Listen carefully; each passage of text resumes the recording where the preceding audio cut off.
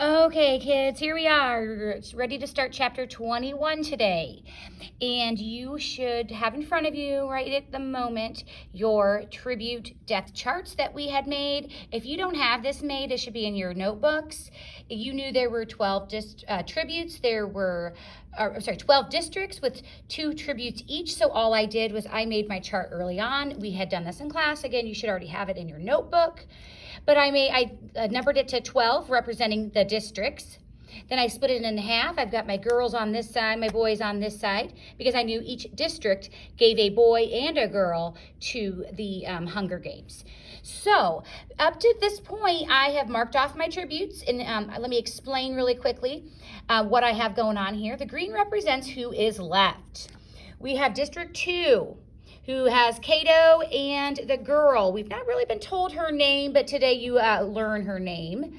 They are able to take advantage of the new rule change that Claudius Temple Smith announced back in chapter 18, which was a boy and a girl can both win if they're from the same district. So you can see that District 2 and District 12, where Katniss and Peeta are from, 2 and 12 are the only 2 districts that can actually take advantage of this new rule change that Claudius Temple Smith came over and announced while they're in the arena. We have Foxface, who is in District 5, and we've learned she's sly, she's clever. She has learned to go in and out of the careers area to obtain food because she is very sneaky, which is why she's called Foxface. That was a name that we learned early on as Katniss discovered how she was surviving. We know that Rue is gone, but her cohort Thresh. We know Thresh is still alive. And we also know that Thresh has been hiding, most likely in the that area just past the cornucopia where Katniss told us from the get-go that it was a drop-off of some sorts. So she, and then we learned a little more the day that Katniss was blowing up the career supplies, because she saw Foxface not look towards the woods, but look towards that drop-off. She heard something. And in chapter 21, we are absolutely certain that Thresh is living back there because he comes and saves Katniss's life. I wonder why he did save Katniss's life anyway. Remember the district he's from, and remember who he was, who the girl was from that district. Why would he save Katniss's life? So make sure you have this updated. Today, you will add some more X's after today as well. Something's going to happen big in chapter 21, and I cannot wait for you to read it and find out. Next, I'm going to move over here to my map.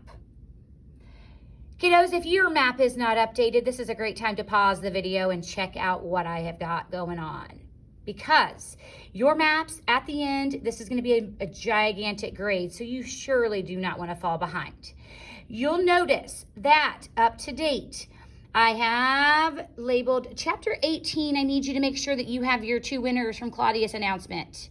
I need you to make sure that you have from chapter 20, the feast with backpacks and something that everyone needs is going to be happening. I need you to make sure you have your table, which represents the feast, up towards the lake. And then I'm going to need for you to color those backpacks and label them. I haven't done that because I do not want to give anything away. Chapter 21 is absolutely confirmed that Thresh is living in the backdrop area. And I need you to be sure that you've got everything on here, kiddos. And I'm going to go over this really quickly, so make sure you're listening to my summary because you may want to go back to this video at some point. Here we go. This, again, is all happening in the arena the moment that the tributes are catapulted up. Here we go. Starting at the cornucopia, the tributes have 60 seconds to look around and check out the scene. Katniss was about right here. She said the sun was shining. She saw a lake to her right. She saw trees in a forest, which she was excited about. To the left and behind her, the gong goes off and Katniss takes off running downhill. It kept going downhill, downhill. She sees trees. We end with her in chapter 11 in a tree.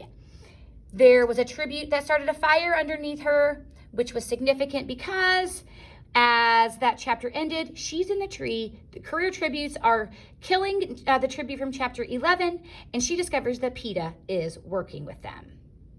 In chapter 12, the next day, Katniss gets out of that tree. She needs water really, really badly. She's walking. She sees some birds. She falls down from dehydration in the mud.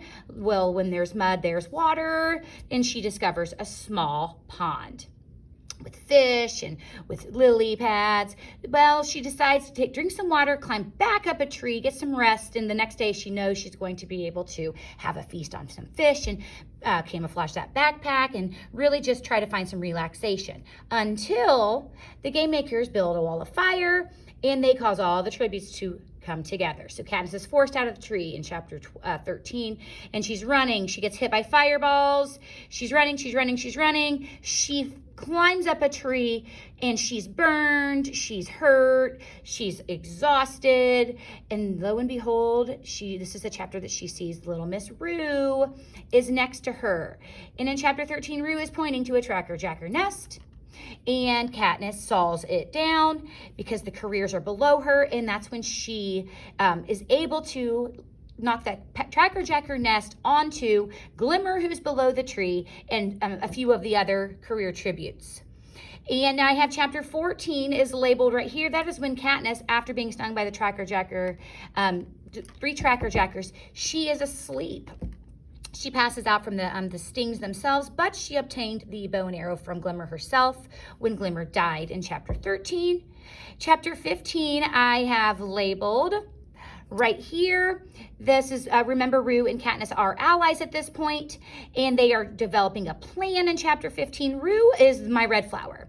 The reason Rue is my red flower is because I didn't want to draw 2 people. So Rue represents that flower here and the flower up here in this tree.